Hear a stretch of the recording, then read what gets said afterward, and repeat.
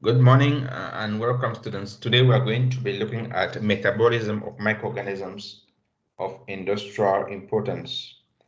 I'll remind you again that this is an industrial microbiology course, and our aim for this course is to take you through the different processes that are being done in industries, exploiting metabolic activities of microorganisms. So, we pick an organism and understand its metabolic processes. What are the byproducts or end products of its metabolism, under which condition or under certain conditions. From there, we are able to explore that and produce different products that you find in the market. This is not the first lecture of my lecture, but I wanted to start with this to give you an idea of what the lecture is going to be like. This is not a biochemistry lecture. This is a microbiology lecture aimed at explaining the biochemistry behind industrial processes. So that is the main thing. We want to understand the biochemistry that is happening behind the industrial process, because from this lecture onward, we shall pick specific industrial processes and explain. So this is a glucose molecule. All of you are very familiar with a glucose molecule. And this is a pyruvic acid molecule, or pyruvate. All of you are very familiar with this at this level. So from here, you can see different industrial products, from Swiss cheese to yogurt to beer to nail polish to vinegar. Take note about that. That we started with glucose to pyruvate, and then we have all these products. What is happening? That is the aim of this class, how we can generate this molecule, pyruvic acid. Remember, it is from this pyruvic acid or pyruvate that we can be able to process and obtain all these products. So the lecture of today is aimed at explaining to you how microorganisms generate pyruvate, and from there we'll move on. So metabolism of microorganisms of industrial importance is the title of the lecture today. All of us are very familiar with what metabolism is. From your background in secondary school, you know that it is divided into anabolism and catabolism. But I want to go further to tell you that today we'll start by dividing metabolism into primary and secondary. This is guided by the products and processes. Okay, we either have primary metabolism or secondary metabolism. These are guided by the products and processes. Primary metabolism is what we are used to defining, which is common in every organism, and it is necessary for production of energy.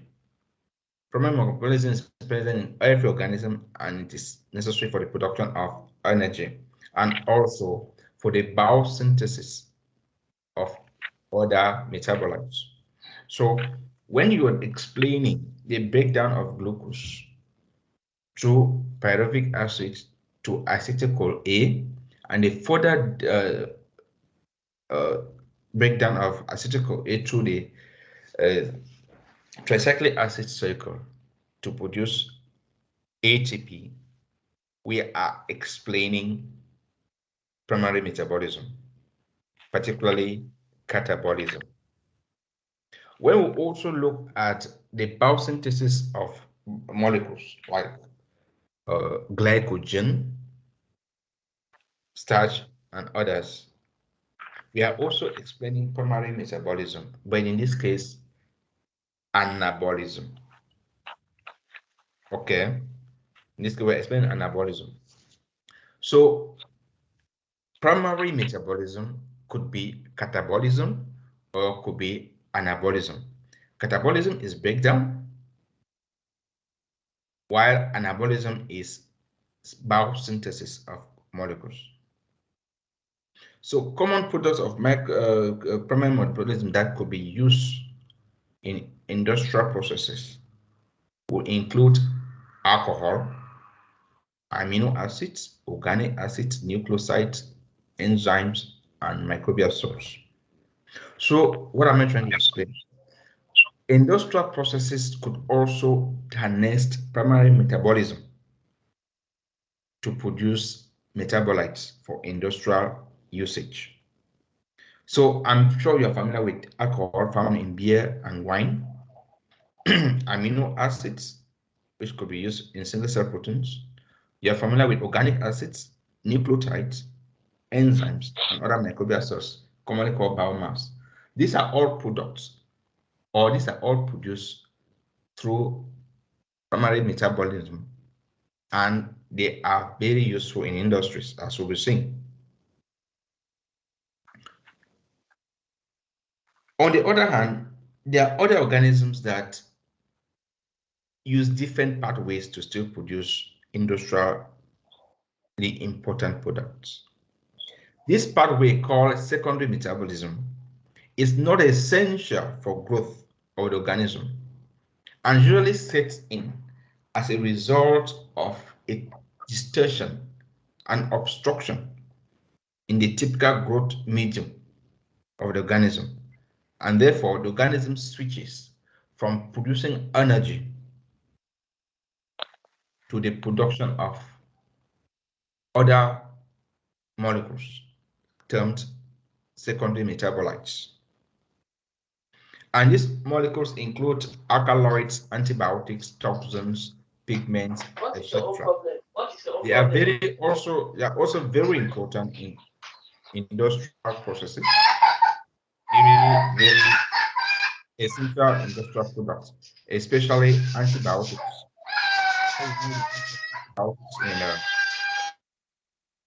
In the treatment of microbial infections.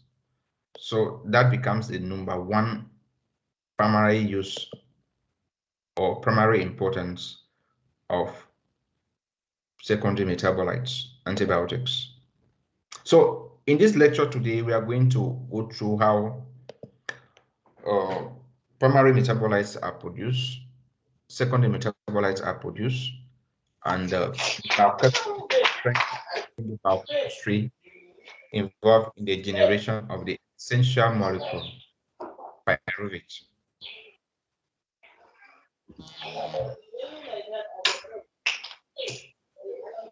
So let's begin with catabolism. Again, we have agreed that it is a breakdown of glucose or organic molecules to simpler molecules with the aim of generating an essential component in the synthetic pathway. This essential component is pyruvate, which is later converted to acetyl-CoA. Organisms generally require a continuous supply of energy, and chemoheterotrophic organisms, including you and I, will absorb organic molecules from the environment. It could be carbohydrate, it could be glucose, it could be protein, it could be lipids. When they obtain these molecules from the environment, they transform these molecules in an ordered function catalyzed by a series of enzymes to produce the most needed pyruvate and acetyl-CoA. I try to break it down in three essential steps. First is the conversion of the polymer. Remember, the polymer could be a carbohydrate molecule. The polymer could be a protein molecule. The polymer could be fatty acids. Sorry, it could be lipids. If it's a carbohydrate, we're trying to break it down to monosaccharides and then to glucose. If it's a protein molecule, we'll try to break it down to amino acids. If it is a lipid molecule, we'll try to break it down to fatty acids and glycerol. These monomers could again be converted into a pyruvate and then acetyl-CoA. So I'm showing that we can convert amino acids, we can convert glucose or other end products of carbohydrate breakdown, that is other monosaccharides. we can break down fatty acids and glycerol into pyruvate and finally acetyl acid. Sorry, acetyl-CoA. The conversion of acetyl-CoA into carbon dioxide and water via the Krebs cycle is the most essential procedure for the generation of energy. I'm sure you must have understood from your background that this generates within 34 different ATP, making a total generation of about 36. So it is something that you have to read further if you have forgotten. It is not part of this lecture. But what we also want to take cognizance of in this lecture is that when a glucose molecule is broken down to produce ATP, which is the ultimate goal of that process, it reduces enzymes such as nicotinamide dinucleotide or nicotinamide adenine dinucleotide, nicotinamide adenine dinucleotide phosphate, flavin adenine dinucleotide, etc. These molecules are reduced either at the level of phosphate phosphorylation or in the production of acetyl-CoA. And when this happens, we will need to oxidize them back before they can be available for the cycle to continue. But note that at this level, they are reduced. So we have but reduced molecules. There are different pathways that microorganisms use to obtain pyruvate. Different pathways. And also within these pathways, they either reduce nicotinamide adenine dinucleotide or nicotinamide adenine dinucleotide phosphate or flavin adenine dinucleotide. Either of them is reduced in this pathway, and these reduced molecules serve as precursors for other biosynthetic pathways. These reduced molecules serve as precursors for other biosynthetic pathways. What in essence am I saying? A molecule of glucose, for instance, depending on which pathway it is reduced or it is broken down, it's catabolized, will produce ATP as a sole or as an essential product. But it will also produce coenzymes, reduced coenzymes, which are essential precursors for other biosynthetic pathways. So which coenzyme is produced, we are going to look at it depending on the pathway that is being used. So 4 pathways have been highlighted for this lecture. And these pathways are utilized either by different organisms, depending on their environment, depending on their enzymes, and so on. The first thing to note is that we are trying to explain glycolysis. We are trying to explain the breakdown of a glucose molecule to a pyruvate or to a pyruvic acid. Of course, the subsequent conversion to acetyl-CoA, it is not of importance to us. They want to end at the level of pyruvic acid. The most common method through which organisms break down glucose is the Embden-Meyerhof partners pathway. Note that glycolysis takes place in the cytoplasmic matrix. Second, note that glycolysis could be occurring in the presence of oxygen or in the absence of oxygen. So glycolysis does not depend on oxygen. Oxygen present, oxygen absence, it has no effect on glycolysis. That's what you already know. So it is in the cytoplasmic matrix. It is independent of oxygen presence or absence. The Eden-Meyerhof partners pathway is the most common pathway that organisms break down glucose. This pathway is what you are well versed with when you were explaining glycolysis at the level of high school. I'm not going to go to the details of the pathway, but the first thing you need to note is that this pathway consists of 10 enzyme catalytic reactions. Second, it begins with phospho-level phosphorylation, phosphate level phosphorylation of the glucose, and this phosphorylated 1,6 glucose component is later broken down to 2 3-carbon compounds, and these 2 3-carbon compounds are directed for the production the direct conversion of the 3-carbon, one of the 3-carbon glyceraldehyde 3-phosphate.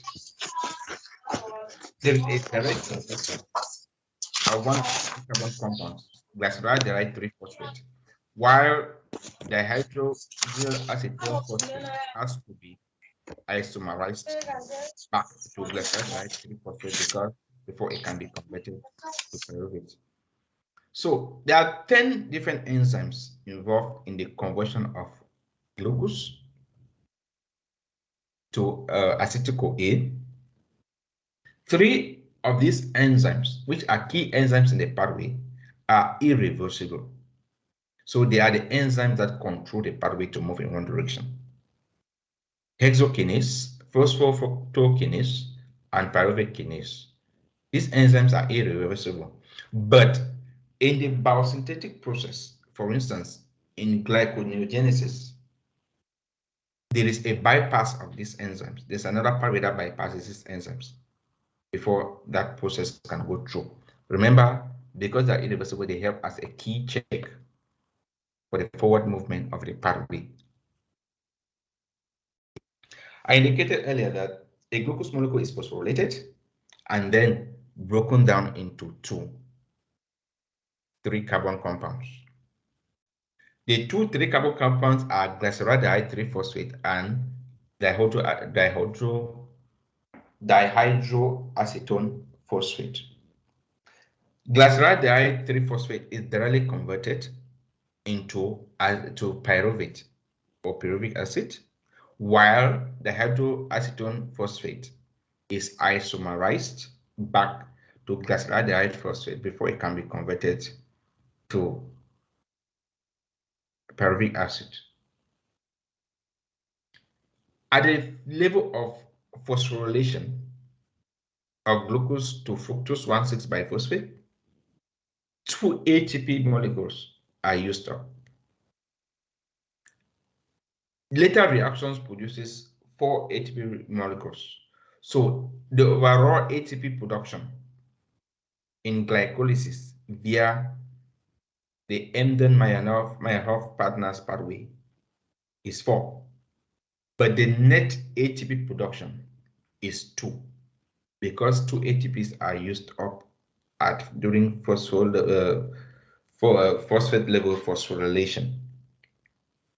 Second, remember that we have fructose 1,6-phosphate, fructose 1,6-bisphosphate, broken down into 2 3-carbon compounds, glyceraldehyde 3-phosphate and dihydroxyl acetone phosphate.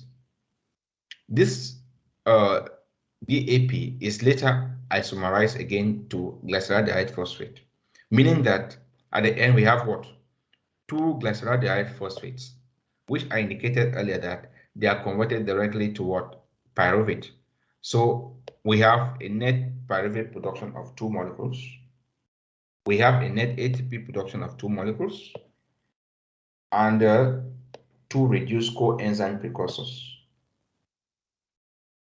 That is the balance sheet of glycolysis via the Eden-Meyerhof partners pathway. As indicated, this pathway is carried out in almost all organisms. I said almost all, but not all. I'm going to show some organisms that lack this pathway. So it's kind of in almost all organisms. And then secondly, it is independent of the presence of oxygen.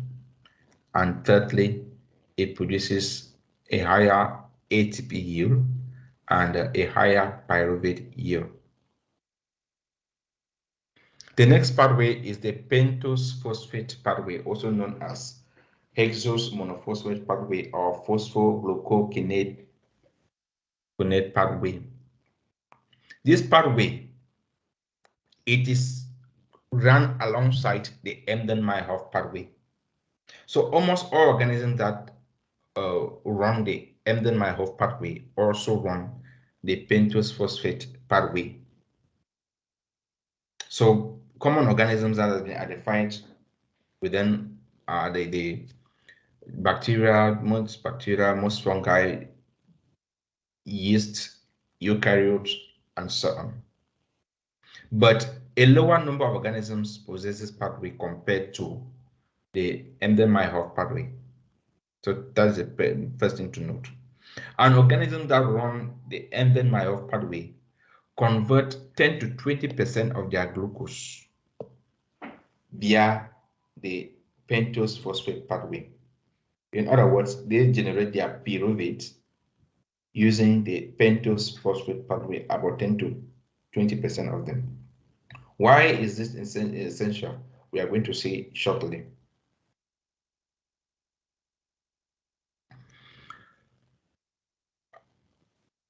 The first thing is that instead of a 6-carbon compound broken down directly into a 3-carbon compound, the 6-carbon compound, which is glucose, is broken down into a 5-carbon compound. This 5-carbon compound is essential for the production of precursors for biosynthesis of nucleotides, especially those needed in the very important molecule DNA and RNA. When you draw the structure of the sugars found in DNA or RNA, you realize that it's a 5-sugar compound. This 5-sugar compound is generated through the pentose phosphate pathway. The Embden-Meyerhof partners pathway, which we saw that is present in all organisms, moves from a 6-carbon compound straight to a 3-carbon compound and finally to a pyruvate. If organisms were undergoing with this pathway because of its energy richness, it will mean that what? You will have no nucleotides for the biosynthesis of nucleic acids. They will have no nucleosides for the biosynthesis of nicotinamide adenine dinucleotide, flavin adenine dinucleotide, and so on.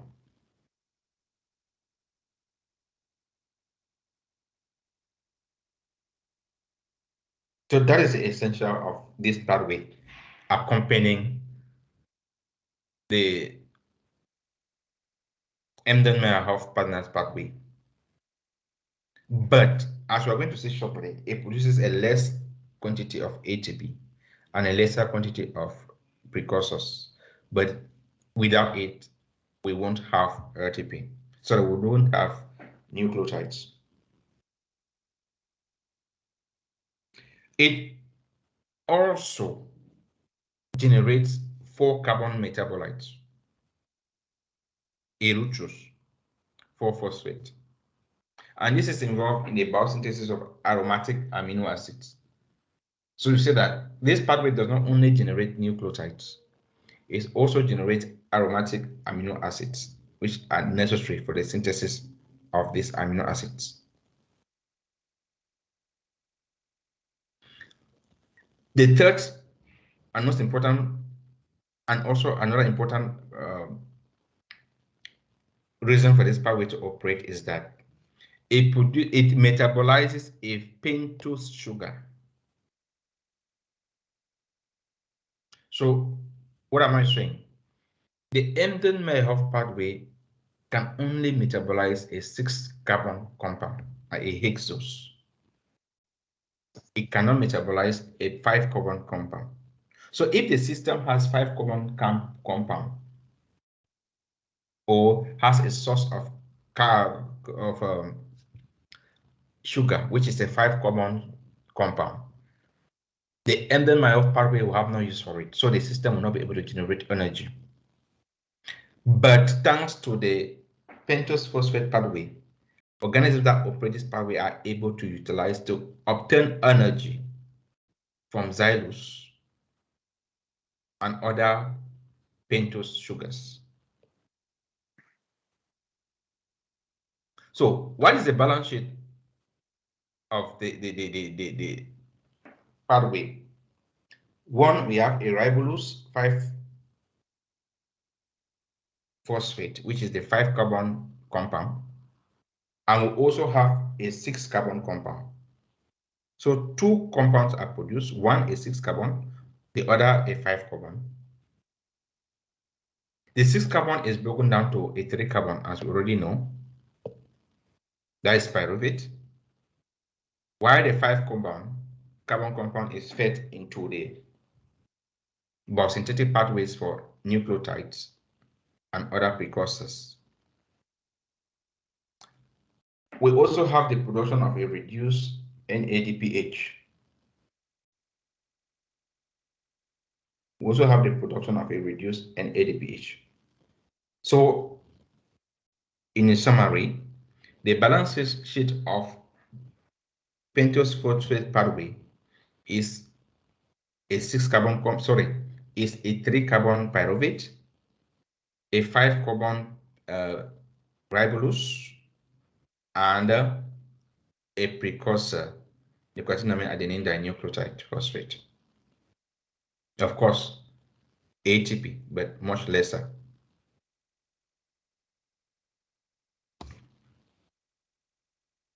The third, the Edna-Jodorov pathway, unlike the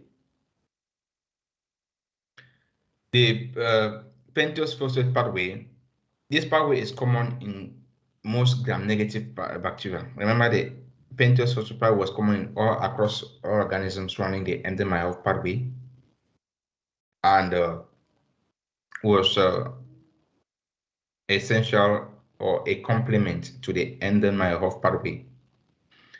This pathway, on the other hand, is common in organisms that lack the Embden-Meyerhof pathway. So it is not a complementary pathway like the pentose phosphate pathway to the Embden-Meyerhof pathway. On the other hand, it is a replacement. It is a substitute for organisms that lack the Embden-Meyerhof pathway. So they'll metabolize sugar, they'll break down 6-carbon sugar via the Ebner-Jodorov pathway. So these organisms, as indicated, they are mostly gram-negative bacteria, especially the Azotobacter, the Pseudomonas, the Rhizobium, Xanthomonas, and the Zymomonas species. It is very rare in fungi and yeast. Again, since it metabolizes a 6-carbon compound, it begins with a 6 the phosphorylation of a 6 sugar of glucose, as it is in the pentose phosphate pathway. But after that phosphorylation, the resulting molecule is dehydrated rather than oxidized. So we don't have the typical 6-carbon sugar and 5-carbon sugar that is produced after the first stage. We instead have a combination of that, 2-oxo-3-deoxy-6-phosphoglyconate, which is again cleaved to 3 carbon compounds, the pyruvate.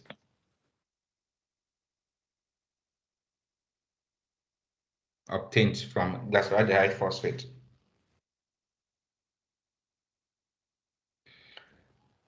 It is a very, very wasteful pathway in terms of energy generation and in terms of pyruvate generation. So first, only one ATP is produced.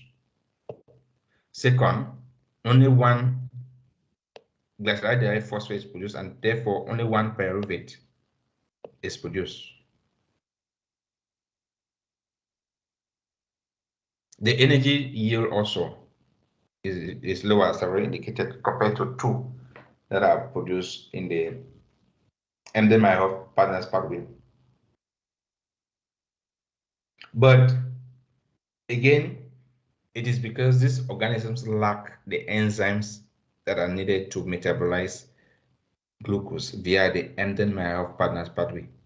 So this is what they are left with. We've just explained that it's a lower efficient pathway in terms of all the products and products that are needed, but it is essential for these organisms since they don't have the MDMA partners pathway. They don't have the enzymes for that pathway.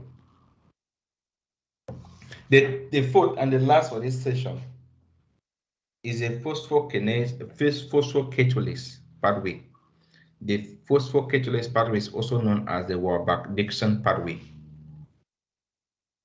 and is very common in organisms that are of importance to us, industrial processes, like the lactic acid bacteria, lactobacillus species, Leuconostoc species, and so on, which are very essential in dairy fermentation.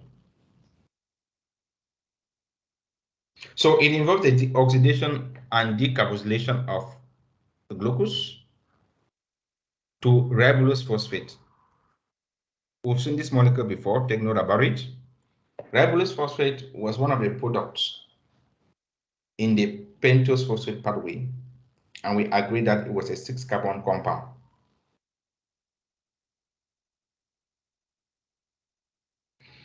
Ribulose phosphate is then cleaved to produce glyceraldehyde phosphate by this organism.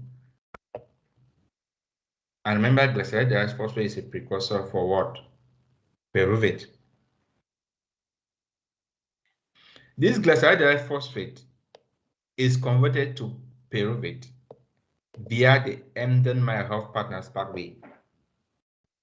So it is like it starts with its own pathway and starts with a pathway typical of pentose phosphate pathway, but switches back to the Embden-Meyerhof partner pathway.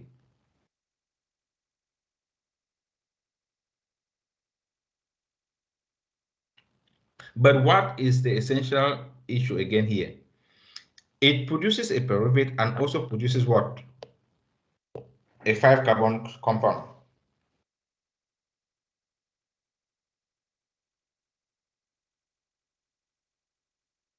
So just like the pentose phosphate pathway, the phosphocatalysis pathway or the Warburg-Dixon pathway is able to give us a 5-carbon compound, ribulose. And remember, this is very important for what? Being a precursor for the biosynthesis of what?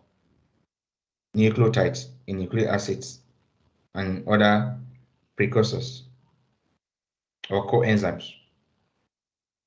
And of course, it also provides us with our pyruvate, which we can fit into the Krebs cycle. And finally, it can generate ATP, though a lower yield compared to the yield when it was metabolized through the Embden-Meyerhof partners pathway. I'm going on. I don't know if there's a question. This is the last pathway. If there's no question, I remember I said you can be able to interrupt the lecture with a question. Let's go back to the industry. We are back. We are out of biochemistry. Let's come back to the industry.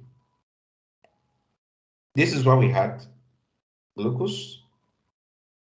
We have been able to convert this glucose to pyruvic acid either through the Embden-Meyerhof partners pathway, pentose phosphate pathway,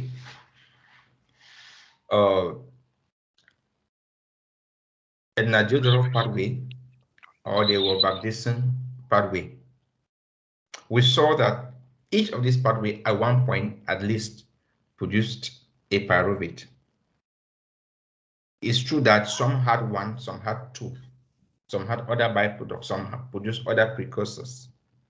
But each of these four pathways was able to produce at least a molecule of pyruvate. Now, why were we interested in this molecule? Why were we interested in this molecule? You can already see from these arrows down here.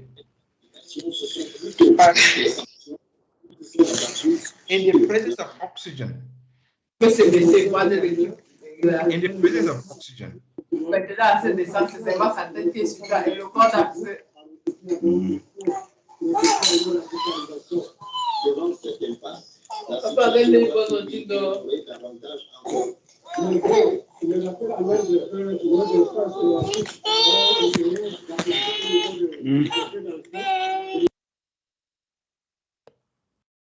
in the presence of oxygen, pyruvate can be converted through acetyl-CoA via the Krebs cycle to energy. That is a typical process we know. That after glycolysis, we go through the Krebs cycle and go through the electron transport system. We have 34 ATPs to add to the 2 generated from glycolysis, a total of 36 ATPs. That is the typical reason there for ATP, for glucose metabolism. Organisms need energy. That's why they engage in the breakdown of glucose.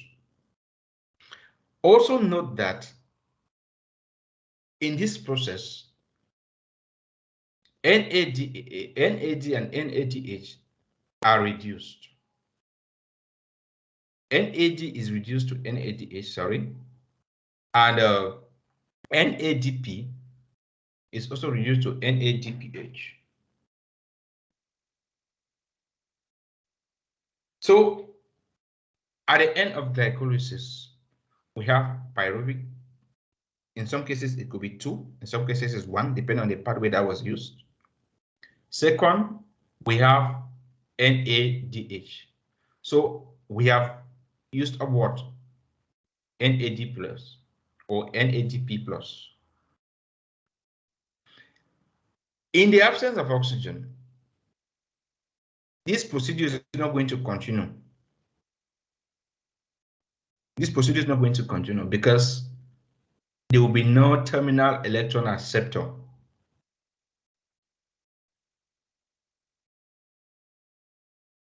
Cellular respiration is aerobic. So there's no terminal electron acceptor to accept the last electron for the process to continue. Now, remember that the system was able to generate some ATP. The system was able to generate some ATP via glycolysis, though a minimal, just 2 molecules, but there is still some ATP. Pyruvic acid is accumulating in the absence of oxygen, while the system is lacking NAD plus and NADP plus. The system is lacking these coenzymes. In a typical scenario, the system has devised a way to move on. This process is called fermentation. This process is called fermentation. And during fermentation, NADPH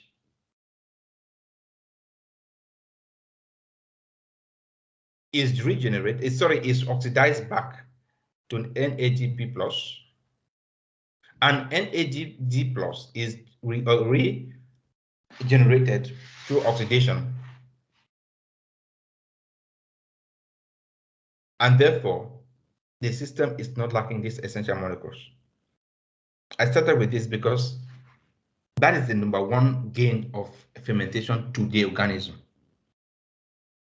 You and I know that fermentation, as far as non-industrial organisms are concerned, is a wasteful process. But let's start by recognizing that it helps us regenerate this molecule, these two molecules, NAD plus and NADP plus, which if they were not present, the system will be unable to generate energy even via glycolysis because it needs phosphorylation.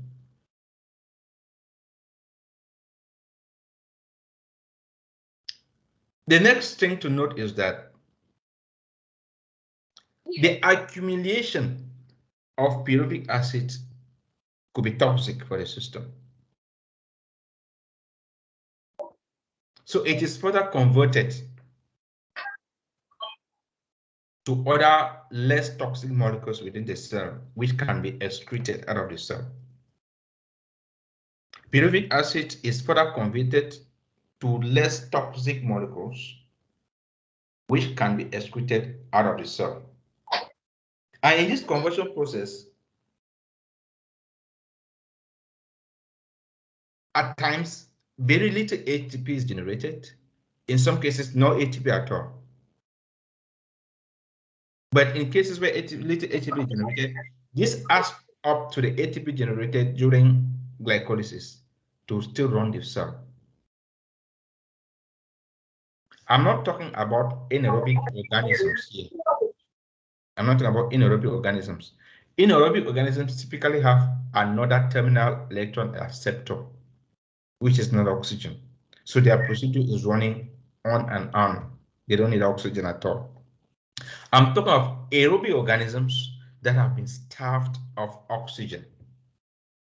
When organisms are starved of oxygen, glycolysis ends at the level of pyruvate and switches to fermentation. Mind you, I've not said fermentation is entirely an anaerobic process. We are going to see in the industrial procedures that we have aerobic fermentation and anaerobic fermentation.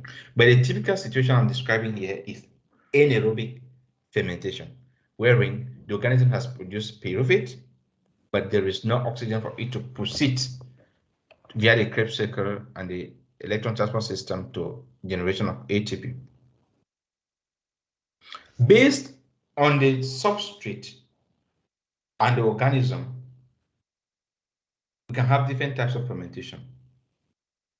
The most notable is alcoholic fermentation, carried out by the yeast Saccharomyces species. You can identify Saccharomyces cerevisiae and the bacteria Zymomonas species. We can also have lactic acid fermentation. This is either homolactic if the only product is lactic acid, or it is heterolactic if there are two products, lactic acid plus another product. The other products could be alcohol or ethanol. So this is called heterolytic fermentation. So a good number of bacteria involved on it. In the laboratory, we're able to use streptococci to produce yogurt. We also have lactobacilli, we have lactococcus, leuconostoc species, and so on. We also have mixed acid fermentation, 3,2,3-butanediol fermentation, propionic acid fermentation, and butyric acid fermentation. Again, as I said, it all depends on the organism and the substrate. But what I want to bring your attention again to is the fact that if our organism is Propionibacterium, we are going to have cheese as our end product. We are likely to have cheese as our end product. If our organism, as we indicated already, there is lactic acid, bacteria or streptococci, or even aspergillus, we should be expecting something like cheddar, yogurt, soy sauce, cheese, etc. If we are using Saccharomyces, we are likely going to get wine or beer. If we are using Clostridia, We are going to have what? Nail polish, rubbing oil, and so on. And if our bacteria is Escherichia or Acetobacter, we are likely going to get vinegar. This graph is just giving you an interplay between glucose, pyruvic acid, and the end product, depending on the organism. So it's highlighting the fact that it depends on the fermenting organism. It depends on the fermenting organism. And that's why when we're doing industrial fermentation processes, the first thing we want to identify is which organisms involved. My next class will be focusing on screening of these microbes. We'll be screening the different microbes targeting our industrial process. And at the beginning of this class, I did mention that metabolism was either primary or secondary. And I indicated that primary metabolism is divided into catabolism or anabolism, and is an essential process for the cell to survive. So we realize that if the cell does not undergo primary metabolism, it will not have ATP. It will not have precursors for the synthesis or biosynthesis of nucleotides, nucleic acids, and so on. So the cell is bound to die. Primary metabolism is an essential process for the cell to survive. We are able to also identify some primary metabolites, which also included alcohol. Secondary metabolites on metabolism, on the other hand, it is not an essential process for the growth and survival of the cell. So an organism can typically live and survive without undergoing secondary metabolism. So what therefore is secondary metabolism? It is an added advantage to some bacteria, and it occurs at a particular stage in the growth cycle called the ideal phase. I'm sure when you were studying microbial growth, when you study microbial growth, we were able to identify the ideal phase, the growth cycle of an organism. So this is the microbial growth curve that you are familiar with. We say it starts from here, goes steep, and then, sorry, not getting a clear line. So it starts like this, goes, and then comes down. This is this phase called ideal phase. This is the ideal phase. At this stage, if you recall the lecture in microbial physiology, we realized that something was happening. The first responsible reason for this phase was what? Depletion of essential molecules. So primary metabolites are usually produced when the organism lacks an essential molecule for the production of energy. The organism therefore switches for the production of energy and biomass to the production of these small bioactive molecules. In some organisms, it is associated with a developmental or morphological change in the cell. Again, let's go to the ideal phase. One of the reasons we highlight for the existence of the ideal phase is that the organism might have grown to what? Peak, it is maximum growth. So at maximum growth, the number of divisions is attained. The organism has divided to a maximum division size. So at this level, it cannot divide infinitely. It cannot continue to divide infinitely. So there's either a developmental change or a morphological change experienced by the organism.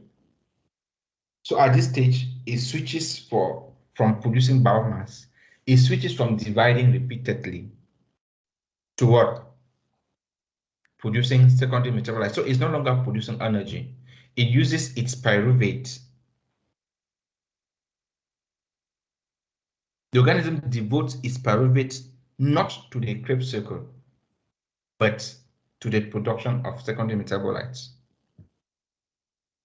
So glycolysis is on, pyruvate is produced, but this pyruvate is switched to the production of what? Antibiotics, pigments, and so on, and not ATP.